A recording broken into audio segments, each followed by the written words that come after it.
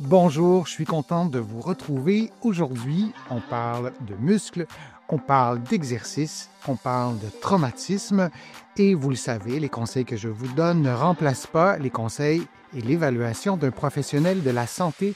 Vous allez trouver beaucoup de conseils, beaucoup d'exercices dans mes livres, notamment Plus jamais malade, mon approche globale pour un corps en santé, et aussi on fera des allusions à mon roman Corps étranger, publié aux éditions Stankey. Après une agression, pourquoi mon corps réagit-il plus fort à la douleur et que puis-je faire pour m'aider? C'est une question qui m'a été posée, par courriel, cette question-là aussi, et je voulais y répondre et faire une vidéo sur ce sujet-là. C'est un sujet qui est évidemment délicat. C'est un sujet qui est important. Je vous en ai parlé dans d'autres contenus et je vous en parle dans celui-ci. Et ce qu'il faut dire d'abord, c'est qu'après une agression, le système antidouleur du corps peut moins bien freiner le signal. Le cerveau calme moins efficacement ce qui fait mal. J'ai mis un jeu de domino, mais le système nerveux est super bien fait et parfois, dans un contexte de douleur importante, de douleur chronique, on a des mécanismes qui stoppent, arrêtent la douleur et nous permettent de fonctionner et nous permettent d'avoir une bonne qualité de vie. Et dans un contexte d'agression, ces systèmes peuvent être perturbés dans des tests où une douleur contrôle, c'est-à-dire qu'on va faire un test, on va faire une étude et on va, par exemple, prendre quelque chose de très, très, très froid et on va toucher à la peau de la personne et ça lui fait mal, mais c'est un test contrôle, c'est pas dangereux, il n'y a pas de blessure. C'est une façon d'utiliser, entre guillemets, la douleur de façon éthique. Donc, cette douleur contrôle est censée diminuer une autre. Alors, si vous avez, disons, une petite douleur à la cheville, parce que vous avez une entorse et je prends une autre douleur comme quelque chose de très, très froid et je touche à votre peau, ben, il y a plusieurs personnes qui vont sentir cette deuxième douleur-là qui est inoffensive, qui ne va pas vous blesser et qui ne sentiront plus leur douleur à la cheville. Alors, on revient à cette douleur contrôle qui est censée en diminuer une autre. La plupart des personnes vont ressentir moins de douleur, comme je vous ai expliqué avec mon exemple de cheville. Chez plusieurs survivantes d'agressions sexuelles, le réflexe de la moelle épinière n'est pas freiné et peut même s'amplifier. Alors, lorsqu'on a une agression, on peut avoir une perturbation des systèmes de contrôle, disons-le comme ça, de la douleur. C'est pas dans votre tête, vous n'êtes pas folle ou vous n'êtes pas fou, ça n'a rien à voir avec ça. C'est neurologique, c'est le système de santé qui pourrait réagir comme ça. Alors ça, c'est une étude qui a été faite. Donc, cela indique que les voies de contrôle, comme je le disais, qui partent du cerveau, on le voit, mais on n'a pas juste le cerveau, on a la moelle épinière que vous voyez en rose ou en couleur saumon, et on a tous les nerfs que vous voyez en jaune. Alors, on a tous ces nerfs-là et le système nerveux au complet, y compris le cerveau, qui vont moins bien fonctionner ou qui vont fonctionner différemment. Et donc, ces voies de contrôle qui partent du cerveau vers la moelle freinent moins bien la douleur, ce qui rend l'ensemble du système plus réactif aux stimuli. Et c'est, encore une fois, c'est quelque chose dont on parle pas souvent, mais c'est ce qui peut se passer, d'où l'importance de consulter. Je vous en ai parlé souvent, mais c'est fondamental. Il y a ce personnage d'Éric dans mon roman et le protagoniste qui va dire ceci: je peine encore à comprendre quelles violences se sont inscrites avec une telle empreinte dans les vertèbres d'Éric, qui est son patient, pour entraver si durablement sa mobilité. Et c'est un personnage inventé. Éric, c'est quelque chose qui sort de ma tête. Mais on a tous vécu, nous les professionnels de la santé, des situations où on se demande à quel point une raideur peut être si forte, une raideur qui est manifestement, et parfois les patients nous en parlent, qui est inscrite, qui a été causée par une agression physique.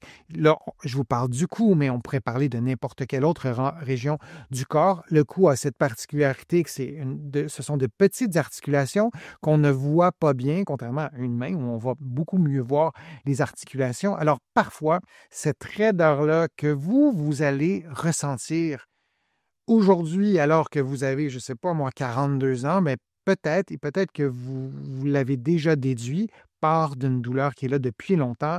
Et ce que je veux dire aussi, c'est que c'est pas parce qu'on a une douleur qui est là depuis longtemps qu'il n'y a rien à faire, que ça ne partira jamais, que vous êtes pris avec ça pour le restant de vos jours. Parfois, cette croyance-là, elle est vraiment très, très forte.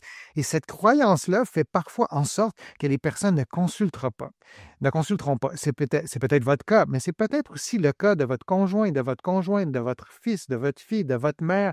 Donc, d'ouvrir la discussion, ça peut être intéressant. C'est une des raisons pour lesquelles j'en ai parlé dans mon roman Corps étranger, mais ça peut être une façon d'ouvrir peut-être la discussion, de savoir que c'est pas parce qu'on a une douleur qui est là depuis longtemps que ça ne se guérit pas. Et je vous dis pas ça au hasard.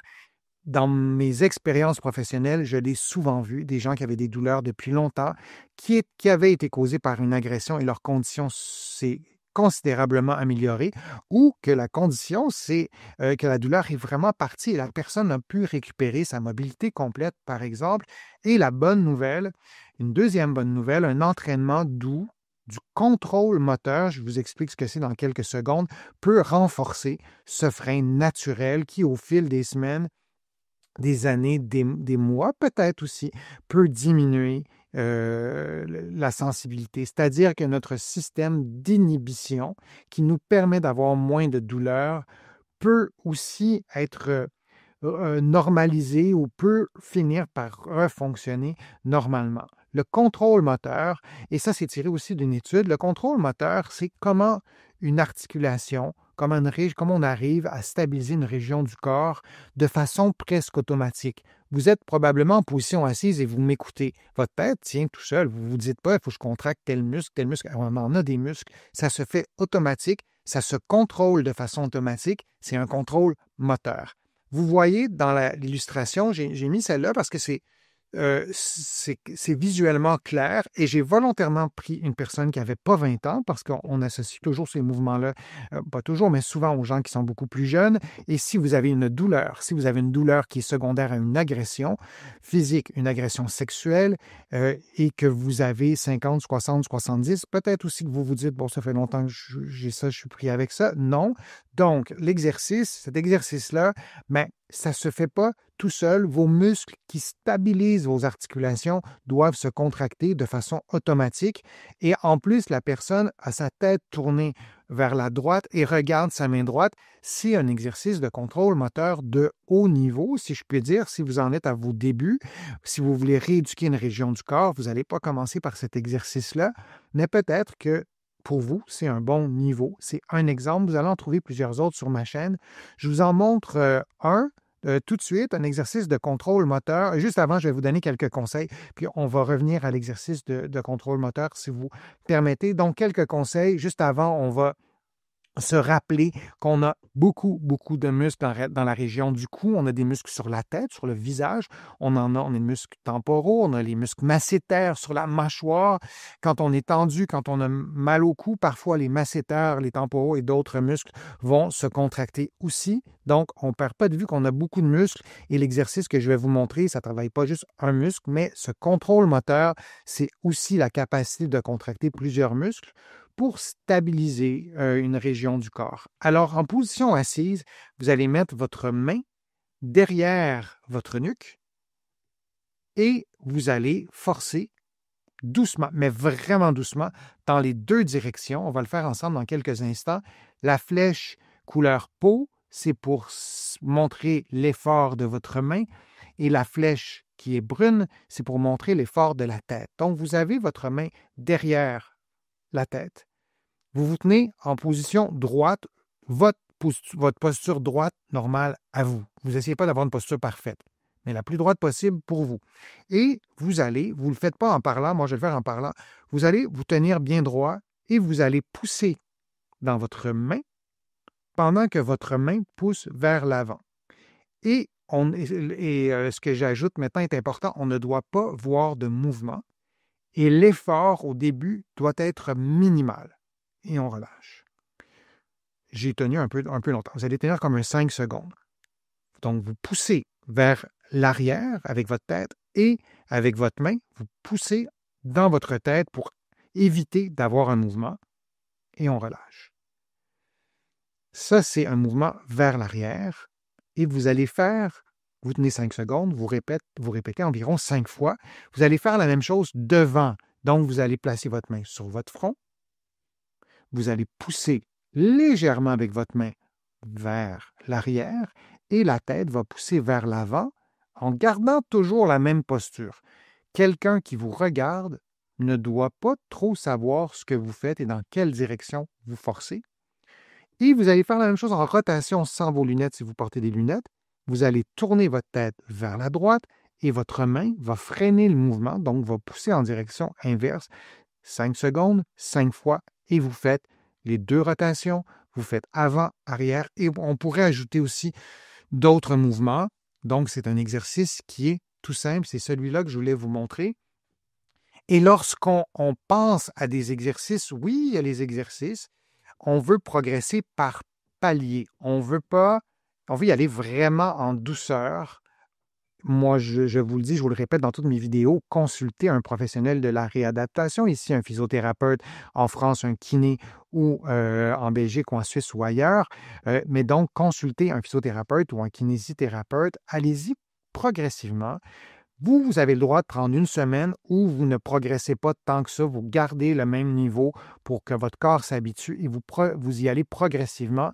Et j'ai mis aussi un paquet d'icônes pour vous rappeler que la douleur, la mobilité cervicale, l'endurance, ce n'est pas juste lié au mouvement. La santé psychologique, ce n'est pas juste lié à nos émotions et à nos mouvements pour ce qui est de la santé physique. Il y a le sommeil, il y a l'alimentation, il y a l'activité physique que vous allez faire, il y a les activités sociales, il y a le travail, pardon, il y a la vie amoureuse aussi, il y a tout ça. Donc, je me limite à mon champ de compétences, mais on n'oublie pas qu'il y a tout le reste aussi.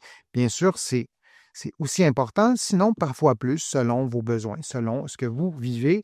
Mais après une agression, votre corps peut réagir plus fort à la douleur parce que votre système nerveux va amplifier la douleur. Il y a des choses à faire. On y va progressivement par palier pour ne pas déclencher des réactions douloureuses. Et là, on est pris avec un tsunami. On y va beaucoup plus progressivement. Merci pour votre présence. Merci pour vos commentaires. Merci pour vos questions aussi.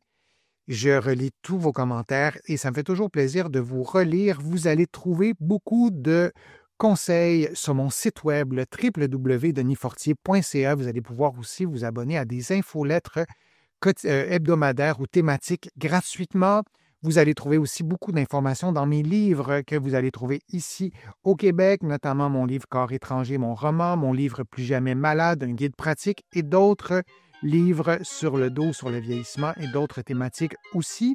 Merci très sincèrement pour vos contributions. Sans elles, je ne pourrais pas vous présenter autant de nouveaux contenus aussi régulièrement. Je suis toujours ravi de le faire. Donc, merci. Je suis Denis Fortier. Je vous dis à une prochaine vidéo, à une prochaine fois.